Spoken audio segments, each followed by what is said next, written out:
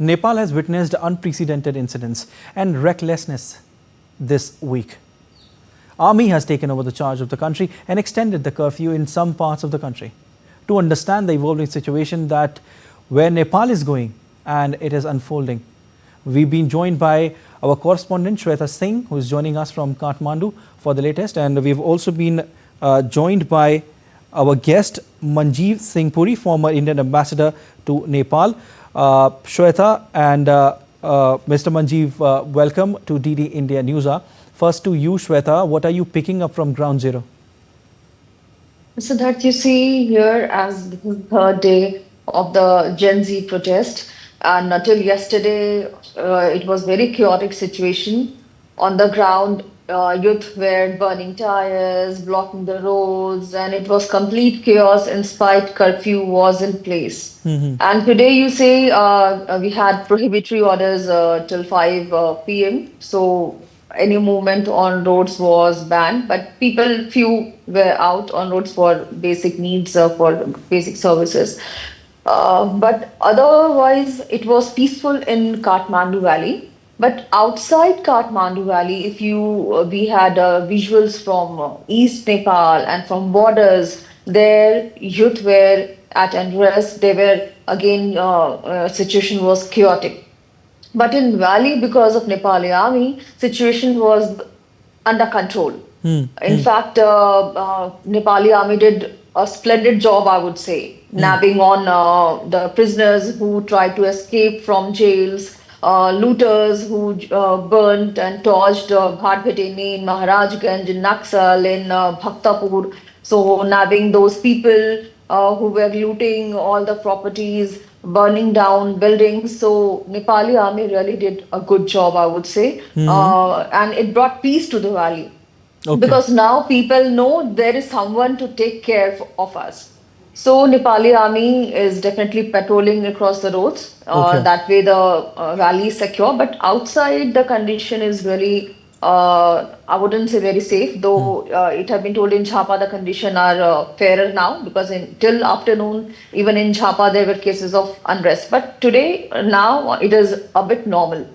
And you see, as Ashok Sigdalji, Nepali Chief Army, had invited Gen Z representatives to come and talk to what happened there regarding yeah, actually a few representatives, because see, Gen Z is like huge crowd. They are unorganized. And these kids, I would say kids because they are too young, like 15, 16, 17 years of kids, many youth, I would say they were there. So a few representative of Gen Z, they went and requested for Sushila Karki, who is a former Chief Justice of Nepal, retired Chief Justice of Nepal. But then again, immediately there was resentment that they don't want Sushila Karki in interim government, in the incoming government. So see, again today in the evening, late evening, we had news that Dharan mayor, he's also very popular, 42-year-old Harka Sampan. He visited Ashok Sigdal. So it is also one of the face, because in eastern Nepal he's popular. So one of the face that is approaching for incoming government. Got it, Shweta, got it. Okay, continuous. Okay, I got it. Continuous patrolling is going on and the situation is developing. We'll keep taking updates from you, Shweta, but as of now, we leave it there. Thank you so much. Now, I would like to come to our guest, Manjeev Singh Puri, former Indian ambassador to Nepal. Sir, Gen Z on streets of Nepal showing muscle power. People are facing alarming condition. Top leaders' houses are burned, and of course, top leaders have also resigned. The entire political landscape, when we talk about in the country, is shaken. What do you think is the reason behind these deadly protests? Because social media ban was certainly not the only reason. Sir, I think, sir, if you can hear me, you have to unmute, sir. Yeah, apologies. And you have to start again, sir. Yeah, I will. Thank you very much. Look, today in Nepal, look what happened. Yesterday there was wanton mobocracy. That's when the political leaders were humiliated, there was torching of buildings, etc. The day before that, the government had taken such hard action. Young people were killed, some 22 odd people were killed in Nepal, in Kathmandu, something which has never been witnessed in that country. Let me tell you, it's a very different country from India. Okay. In spite of what we think and so on, and never in Kathmandu, never among the Pahari communities, etc. This is not the Pradesh. Let's understand that particular aspect. So last night, the army came out and said, appeal for calm. Even the Gen Z leaders appealed for calm. And today, you know what the reports are? Many people are turning around and say, the same guys who were walking the streets yesterday were today with brooms trying to clean up the place. That's Nepal for you. And as your correspondents noted, this is happening in Kathmandu. She used the expression, all looking kind of good, safe, and so on. Yeah. It will happen in the rest of Nepal also. It takes a little bit of time for the message to travel, nothing else to it. Talking about the army. Look, it's General Signal, and if you don't mind my telling your reporter is not Ashokji. Okay, General Signal is the Chief of Army Staff of Nepal, and it's important to understand what we are saying. The Nepalese army is, of course, like any other country in the world, but particularly so in small countries, an important bulwark of security. Of course, the last bastion of security. And what happened yesterday, did they allow things to go around? Perhaps they did. There's a playbook from Sri Lanka, isn't it? Let a little bit of steam out, because what else do you do? If you take hard-headed action, it will inflame the people, the situation will go out of control, you won't be able to do anything. I understand, Ambassador Puri, I clearly understand what you're trying to say, but my question is that, in your assessment, what is the core reason of these protests? Because social media ban was certainly not the only reason of these protests. No, so just please understand what I'm trying to say to you. Look, the social media ban was the thin end of the wedge. In Nepal, you know, the country has changed a lot in 30 years.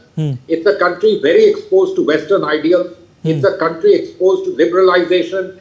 Post the Maoist insurgency, there are a lot of NGOs, churches, etc. So activism is an inherent part of the way that society has changed. Plus, they are very connected to the world. 20% of Nepalese population lives overseas, huge amount of remittances, and so on. The Nepalese government, on the other hand, very strong. 3 people have been prime ministers for the last 10, 12 years. For the last year and a half, the 2 major parties came together in a grand coalition. And after that, they said, we've got 2/3 of parliament. What's the need of even having your finger on the pulse of the people? So, in some senses, disconnect, unresponsiveness of the government, bad amounts of corruption which people saw, noticed, and felt that the government was not at all responding to them. Their frustrations high up in the air. And social media was a channel by which you vented it. That also was stopped. And there were lots of statements by the Prime Minister, Mr. KP Sharma Oli, disparaging people who are using social media, because he was saying, you are attacking Nepal, when actually they were attacking him and his government. So all of this happened. And finally, very ham-handed and very brutal manner of dealing with the protesters which are gathered there. No doubt that the protesters also indulged in some degree of violence. They were perhaps instigated by different people too. But it's for the government to be able to act with maturity and to take situations account so that they don't get. They went out of hand, and the net result, a government which seemed invincible just the other day, fell literally one day to the other, or literally 1 minute to the other. Mr. Oli saw the writing straight on the wall. He had no choice in the matter. Right. Ambassador, you mentioned corruption. The protesters, are somewhere alleging or have alleged in the past that their hard-earned money is being misused by the kids of top politicians. Your reaction on that? There seems to be a Nepal youth versus Nepo kids kind of a scene. And despite the resignation of KP Sharma Oli, the country still faces unrest. What do you see the reason behind it? I'm not sure about the unrest in that sense of the term, what we saw yesterday. Okay. But I can just tell you this. Look, corruption is there in all parts of the world. Let's be very clear about it. Okay. But in Nepal, it became something that the people saw, and they felt frustrated themselves.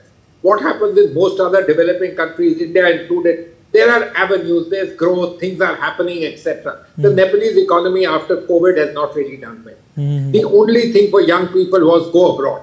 That was fine. But when you went abroad, you raised the aspirations of the people who left behind. They felt frustrated. Here was a government not at all responding. So it's a matter that has been simmering for a long time was there. This was the thin edge of the wedge and nothing other than that. But ham-handed handling, in my opinion, was responsible. But the reality is that this was a government which was absolutely unresponsive to its people, and it has paid the price for it in a rather unfortunate set of manner with violence and so on. Certainly something which doesn't give credit to Nepal and democracy. But on the other hand, we hope that through this there will be revitalized democracy in Nepal. Okay, Ambassador, now with the government toppled there, KP Sharma Oli resigned and many other ministers have also resigned. What's your assessment of the future economic impact in the region? Because Nepal economy is small in size, there are not much resources, and maximum resources of income are from tourism in the country. So what do you have to say on that? Difficult. Look, it's very easy to be frustrated, to take out your anger and be critical. So you've got the head of the government's head, you've got retribution given to you. But is there a magic wand that Nepal will become Switzerland tomorrow? The answer is no. And this realization is a difficult realization to dawn when you think that you've gone out to achieve something. So the situation is going to remain very difficult, dire, not easy to handle. And so how will the country deal with it, sir? How do you think the country will deal with the economic crisis? Great deal of difficulty. You mentioned tourism.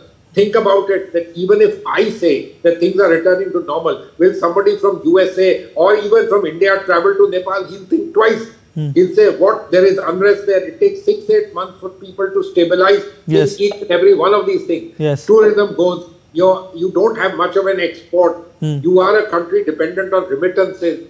So what is the state of play? Is the global economy booming? It isn't. So your remittances are also at a standstill. Very difficult situation for them and requires dexterous handling. My understanding is that what will come out of all this is a kind of bureaucratic, political kind of government. Some elements of, let's say, the Chief Justice or someone like that, apolitical but with a bit of a stature, leading it, some Gen Z, some other untainted politicians, some bureaucrats, etc. So this kind of an interim arrangement to try to take things forward. But in the end, why in the end? Hopefully sooner, they'll say, look, it's time to give voice to the people. We hold elections, let's see what happens. Will it be any different? Very difficult for me to say so. The will of the people across the country, very, very difficult to talk about it. The Gen Z had shown their ire even in 2022, electing 20 members into the parliament from Kathmandu, young people, but the old guard. That didn't happen. Now, there will be a different way of looking at it and thinking about it, hopefully across the population. But we have to wait and see, Ambassador, what happens. More empathetic and more sympathetic to the people. Ambassador, very quickly, I want to ask you one thing, that what happens next now, according to you? Do you see fresh elections happening or a caretaker government? What? It will have to be caretaker government for a little. Okay. Dissolution of parliament. To hold elections is not an easy task. It takes time. You can't just do it tomorrow. So there will be a certain portion, and during that time, you have to enable a degree of calm. The banks, the industrial institutions need to start getting back into action, and then you take things forward. Extremely difficult, because to light the tinder box is very easy, but not just to douse the flames, but to bring things back to normalcy takes a great deal of time. And This is going to be a very testing time for Nepal, including this techno-bureaucratic political combination that I'm talking about. Okay, thank you so much, Ambassador, for coming on to DD India News. Thank you so much. We'll leave it there. Thank you.